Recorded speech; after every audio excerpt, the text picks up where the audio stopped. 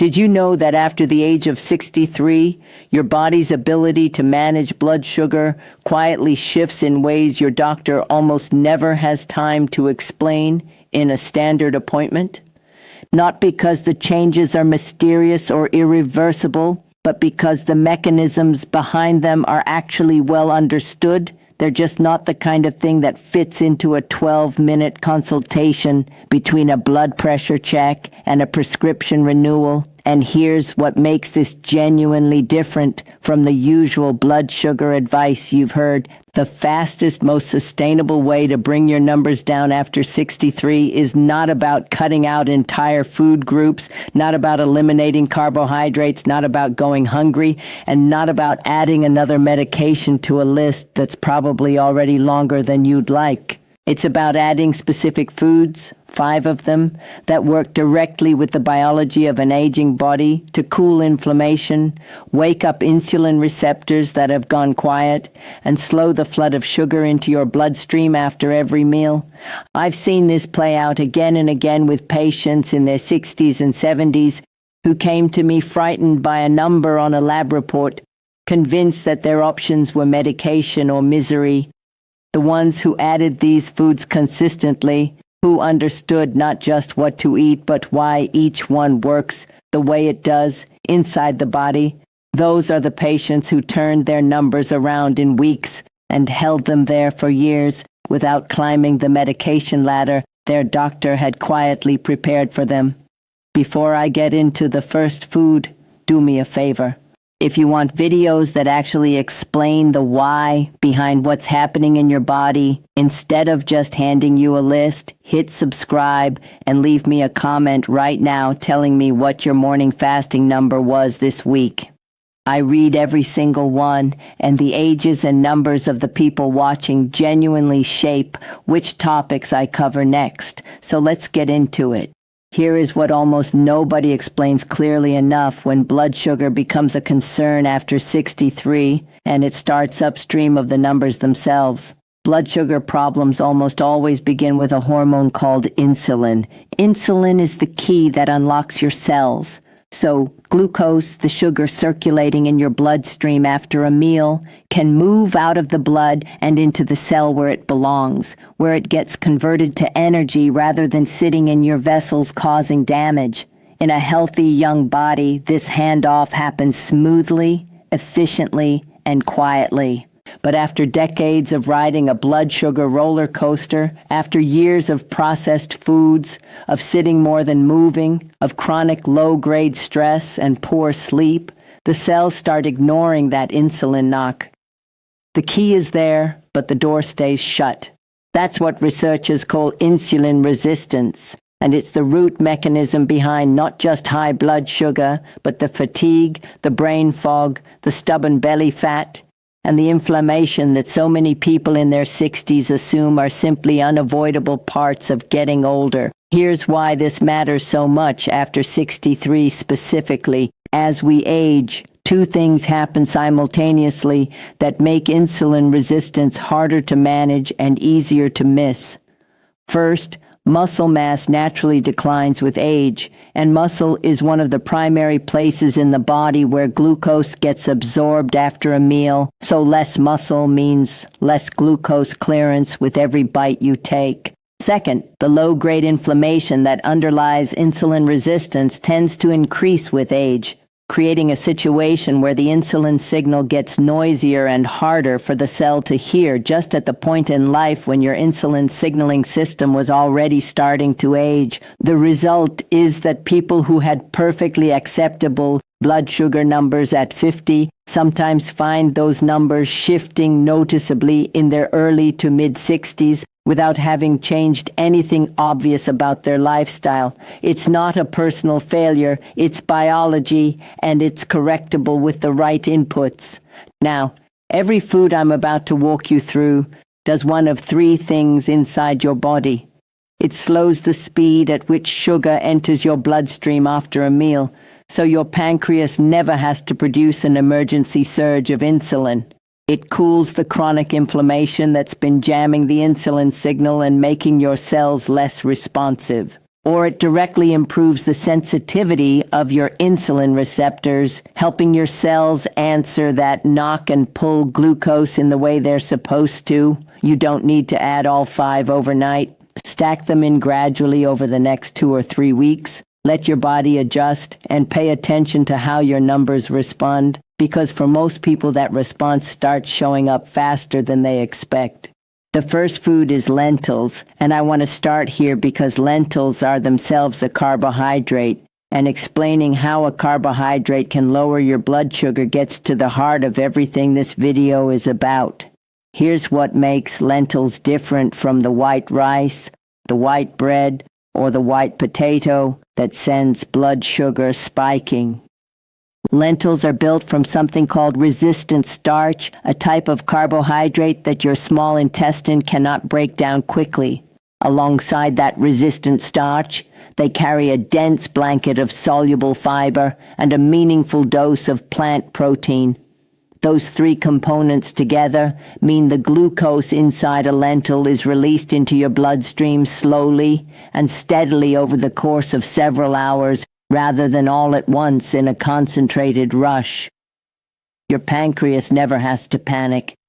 It never has to flood your system with insulin to catch a spike that's already happened. Instead, it can release insulin calmly and proportionally to a gradual, manageable glucose arrival. There's something else lentils do that most people never hear about, something researchers call the second meal effect. When you eat lentils at lunch, the steady, slow glucose release they create doesn't just protect your blood sugar during the lunch hour itself. It carries into your afternoon and evening, meaning your numbers going into dinner are calmer and more stable than they would have been if you'd eaten white rice instead.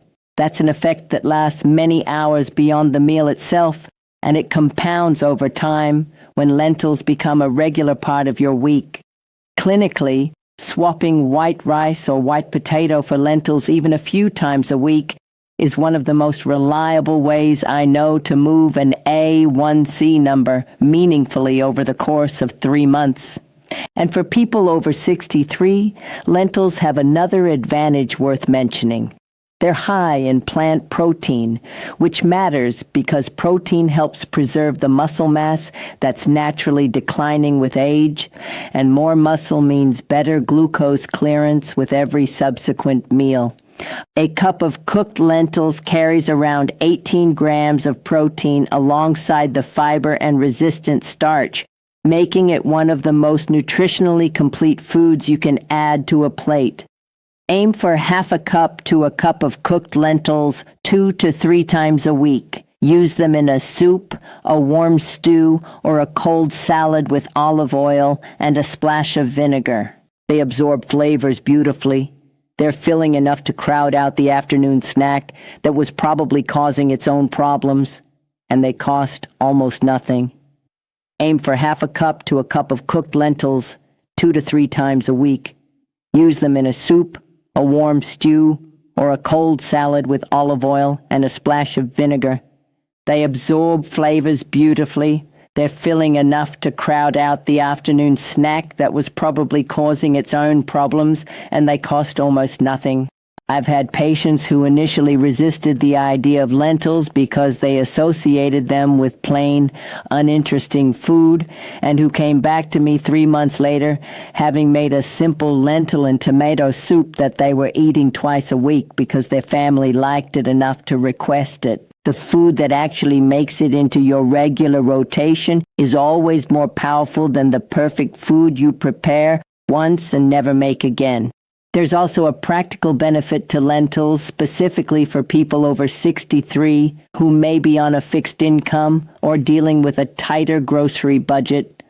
They are extraordinarily inexpensive, either dry or canned. They have a long shelf life. They store easily. They cook relatively quickly, especially the red or split varieties that need no soaking, and they stretch a pot of soup or stew considerably further than meat or fish can on the same budget. If budget is a real constraint in how you eat, lentils are likely the single most cost-effective improvement you can make to your blood sugar, gram for gram, dollar for dollar.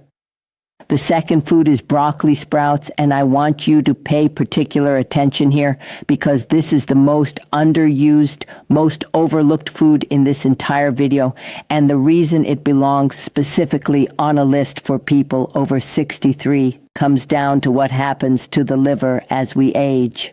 Not the full mature head of broccoli you're already familiar with, the tiny 3-day-old sprouts that you can grow in a jar on your own counter for a few cents or buy in the produce section of most grocery stores for a couple of dollars.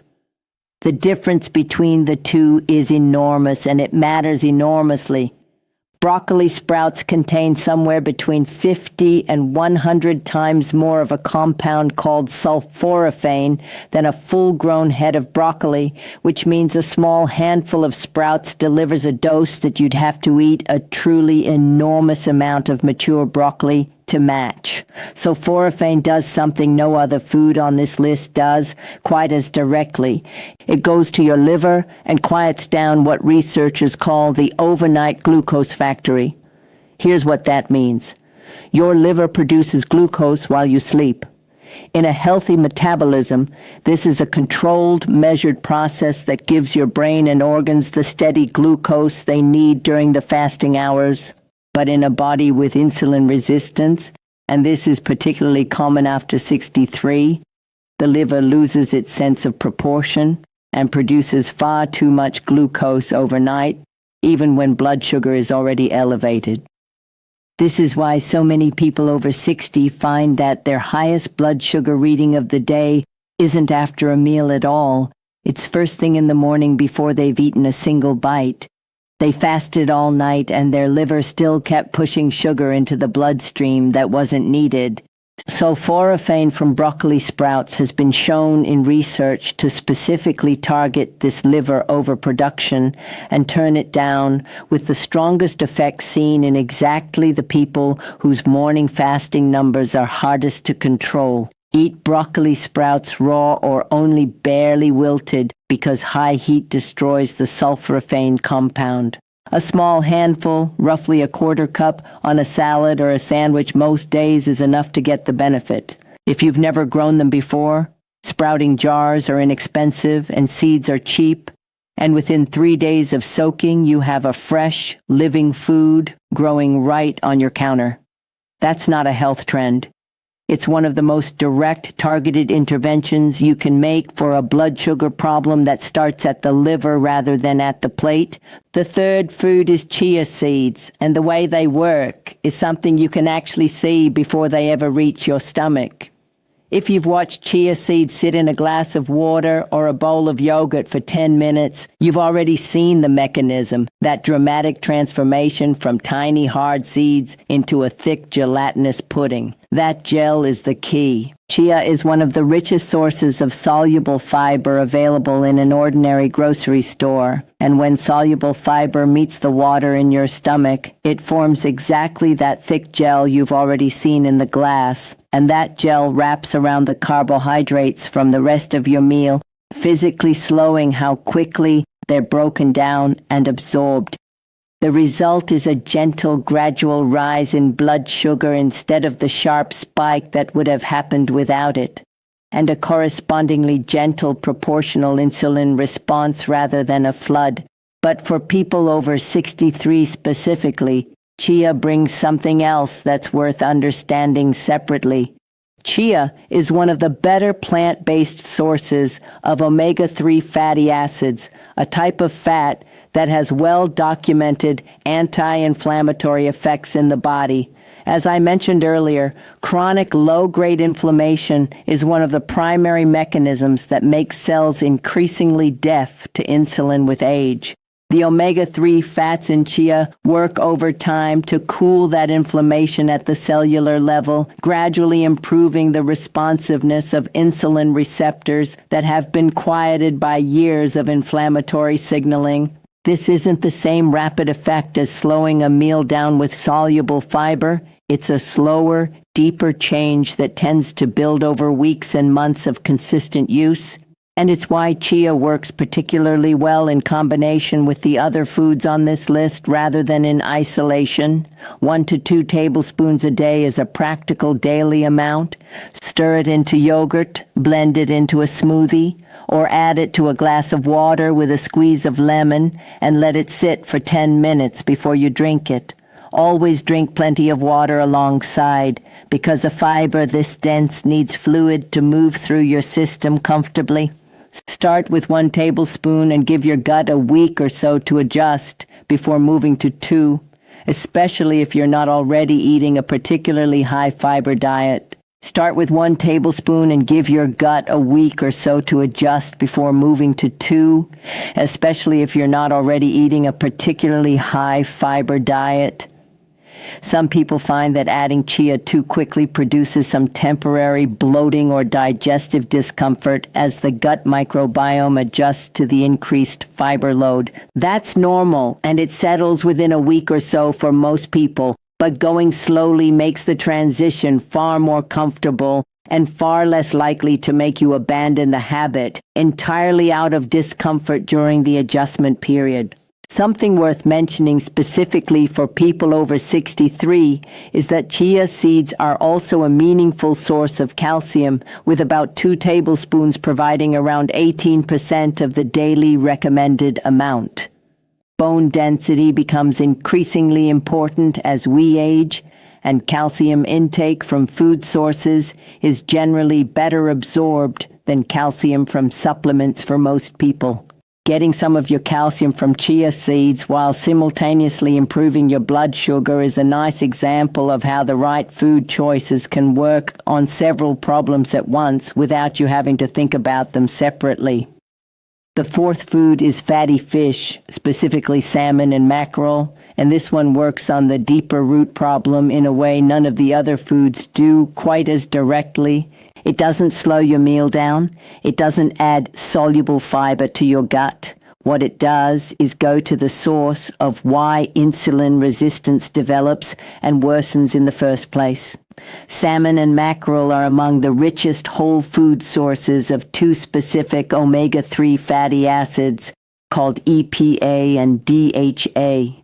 These are among the most potent natural anti-inflammatory compounds we know of, and they work directly on the cell membrane, the outer surface of every cell in your body where insulin receptors actually live.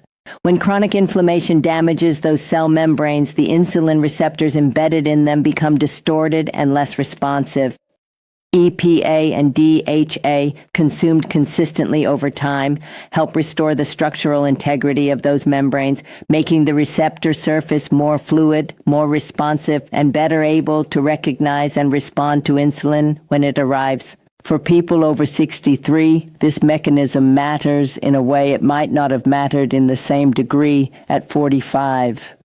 As we age, cell membranes naturally become slightly stiffer and less fluid, a process that compounds the insulin resistance caused by decades of low-grade inflammation.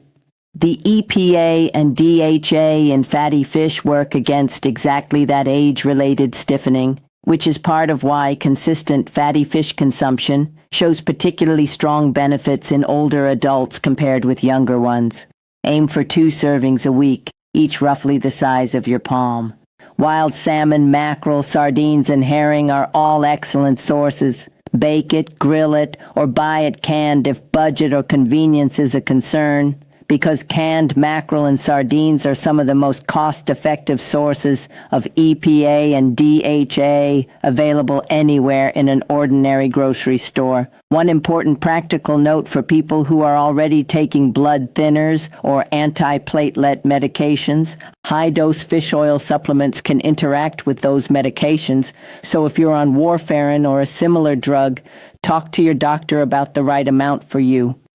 Whole fish in normal food amounts is generally safe, but it's worth mentioning if you're heavily medicated. The 5th food is apple cider vinegar, and this is the one with the fastest visible effect of anything on this list. If you have a blood glucose meter at home, you can watch this one work in real time tonight at dinner. The active compound is acetic acid, and it does two things simultaneously that make it unusually powerful as a pre-meal intervention. First, it slows gastric emptying, meaning it tells your stomach to release food into the small intestine more slowly than it otherwise would. Slower release means slower glucose absorption, which means a gentler, more manageable rise in blood sugar after eating. Second, it improves insulin sensitivity directly, helping your muscle cells pull glucose out of the bloodstream and use it for fuel more efficiently, so the glucose that does arrive in your blood after a meal is cleared faster and more completely than it would have been otherwise. Research published in peer-reviewed journals has found that a tablespoon of vinegar taken before a carbohydrate-containing meal can lower the after-meal blood sugar spike by a meaningful percentage, an effect size that in some studies rivals the impact of certain blood sugar-lowering medications, which is remarkable for something that costs a few dollars a bottle and carries no prescription. For people over 63, there's an additional reason apple cider vinegar deserves particular attention. After 60, the stomach tends to produce slightly less acid than it did in younger years, which affects how efficiently food is broken down and how well certain nutrients, particularly minerals like calcium and magnesium, are absorbed. The acetic acid in apple cider vinegar can help compensate for this mild decline in stomach acidity, supporting better nutrient absorption alongside its blood sugar benefits, which matters for long-term bone and cardiovascular health in a way that younger users of the same food don't need to think about as urgently. Take 1 tablespoon diluted in a full glass of water 10 to 15 minutes before a meal that contains carbohydrates. Always dilute it, always, because drinking acetic acid undiluted is genuinely harsh on tooth enamel and the lining of the throat and esophagus, and doing that repeatedly is the kind of thing that creates a new problem while solving an old one. If the taste is difficult, even diluted, add a squeeze of lemon or a tiny pinch of sea salt, which many people find makes it considerably more palatable. And if you're already taking medication specifically for blood sugar, speak with your doctor before starting this habit, because the combination of vinegar and certain blood sugar medications can push glucose down faster than either one would alone, and that can occasionally cause it to drop further than intended. And if you're already taking medication specifically for blood sugar, speak with your doctor before starting this habit, because the combination of vinegar and certain blood sugar medications can push glucose down faster than either one would alone, and that can occasionally cause it to drop further than intended. I also want to address something I hear fairly often from people when I recommend apple cider vinegar, which is the concern that it sounds too simple, too cheap, too ordinary to actually do what the research says it does. I understand that instinct. We're conditioned to trust things that are expensive and complicated, and we tend to be skeptical of things that cost $3 and have been sitting in grocery stores for decades. But the mechanism here is not complicated or mysterious. It's straightforward chemistry. Acetic acid slows gastric emptying and improves insulin-stimulated glucose uptake in muscle tissue. These aren't folk medicine claims, they're mechanisms that have been documented in peer-reviewed research. Sometimes the simplest intervention is simple because it works directly on a simple problem, and the fact that it doesn't come in a pill doesn't make it any less real. Let me tell you about a patient I'll call Helen, 67 years old, retired school librarian, came to see me with a fasting glucose that had climbed to 192 and an A1C in the diabetic range. Her previous doctor had told her a second medication was inevitable, and she came in holding that piece of news like something heavy she'd been carrying since the appointment. She wasn't dramatically overweight, she didn't drink, she wasn't eating what most people would describe as a bad diet. What she was doing was eating a high-refined carbohydrate diet without realizing it, a bowl of cereal in the morning, white rice with dinner most nights, crackers and a cookie in the afternoon, and no awareness of what any of those foods were doing to her blood sugar hour by hour throughout the day. We didn't strip her diet down to almost nothing. We added, and we explained the why behind every addition, so she understood what each food was doing inside her body rather than just following a list she didn't trust. Lentils replaced the white rice 3 evenings a week. A handful of broccoli sprouts went onto her lunch sandwich every day. Chia seeds went into her morning yogurt, which she already ate but hadn't thought to modify. Salmon or mackerel appeared on her menu twice a week, and a tablespoon of diluted apple cider vinegar became a 15-minute pre-dinner habit on the nights her meal had the most carbohydrates. She tracked her morning fasting numbers with a meter she already had at home. Within the first week, her fasting ratings started dropping, not dramatically but consistently. Within 6 weeks, her morning number was sitting in the low hundreds rather than the high hundreds. At her 3-month follow-up, her A1C had moved from the diabetic range back into the high pre-diabetic range, and by the 6-month mark, it had dropped further still. Her doctor, who had been preparing to add a second medication when Helen came to see me, instead reduced her first one. 18 months later, her numbers have held. She didn't starve herself. She didn't give up carbohydrates entirely. She added 5 foods that her body, at 67, was genuinely equipped to respond to. And her own biology did the rest. Let me tie all 5 of these together now, because understanding the pattern is what makes this sustainable, rather than just another thing you tried for a while and eventually abandoned. Lentils slow the glucose flood by turning a fast carbohydrate into a slow one, protecting your pancreas from having to over-respond after every meal. Broccoli sprouts go to the liver and quiet the overnight glucose overproduction that sends fasting numbers high before you've eaten a single bite. Chia seeds wrap a gel around the carbohydrates in your meals, slowing their absorption, while also cooling the cellular inflammation that's been making your insulin receptors less responsive over time.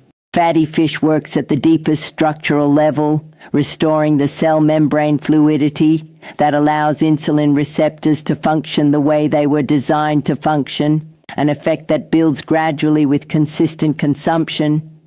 And apple cider vinegar gives you a real-time tool to blunt the post-meal spike on your most carbohydrate-heavy days, while also supporting the stomach acidity that proper nutrient absorption depends on after 60. Every one of those 5 actions targets a different part of the same problem, and when you stack them together consistently, the combined effect is meaningfully greater than any single one would be on its own. That's the point. You're not relying on one food to do all the work. You're using 5 foods to cover the upstream problem at the liver, the midstream problem in the gut as food is being digested, and the downstream problem at the cell where insulin either gets heard or doesn't. I want to add something here that I think matters more for people over 63 than it would for someone younger working on the same problem. At this stage of life, sustainability is not just a nice to have, it is the whole game. I have worked with patients who've done dramatic 30-day elimination diets, cut out nearly every carbohydrate, lost 10 pounds in a month, and watched their blood sugar normalize beautifully, only to regain most of that ground within 6 months because the approach they used wasn't something a human being could actually live inside long term. The 5 foods I've described today are different because they're additions, not subtractions. You are adding things that enhance what you're already eating rather than building an entirely new relationship with food from scratch. And additions are categorically easier to sustain than eliminations, which matters especially at an age where changing deeply ingrained habits takes more deliberate effort than it did at 35. The person who adds a tablespoon of chia to their morning yogurt every day for 3 years will almost always get better long-term blood sugar outcomes than the person who goes fully low carbohydrate for 60 days and then gradually slides back to where they started. Consistency over a long timeline always wins, and these 5 foods are chosen partly because they're genuinely easy to be consistent with.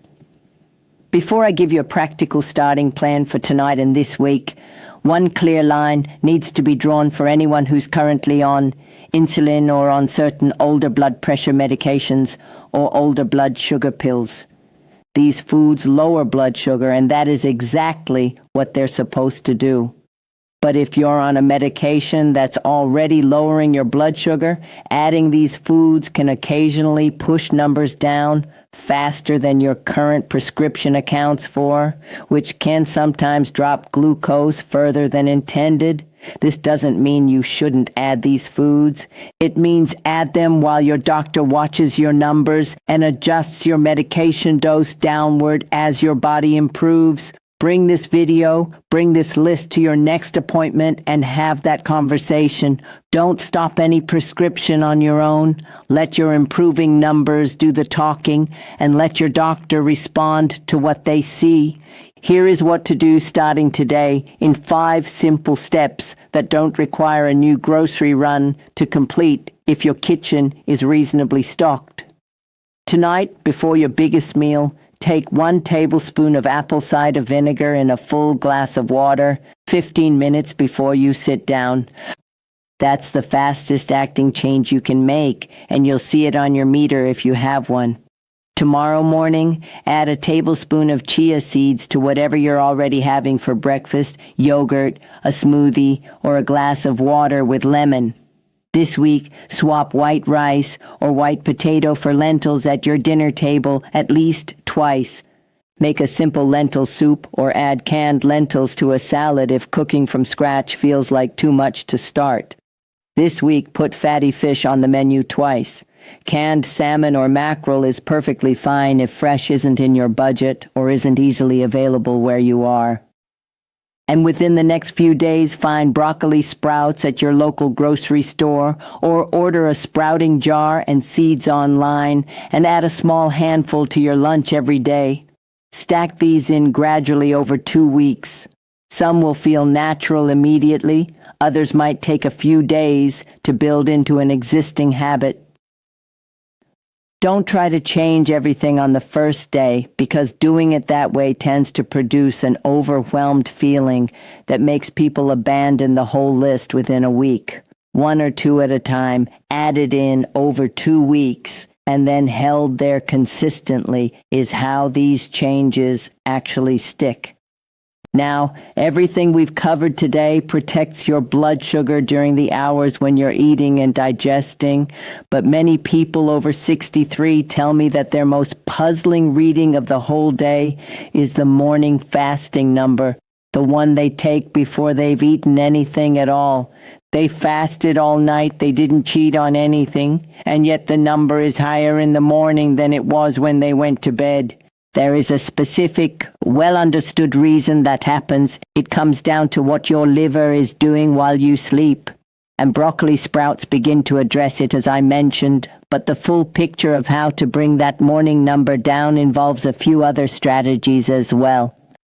I've made a separate video that goes through exactly what's happening overnight and how to address it directly. Watch that one next, because if that morning fasting number is the one that's worrying you the most, that video is specifically where you need to go. I'll see you there.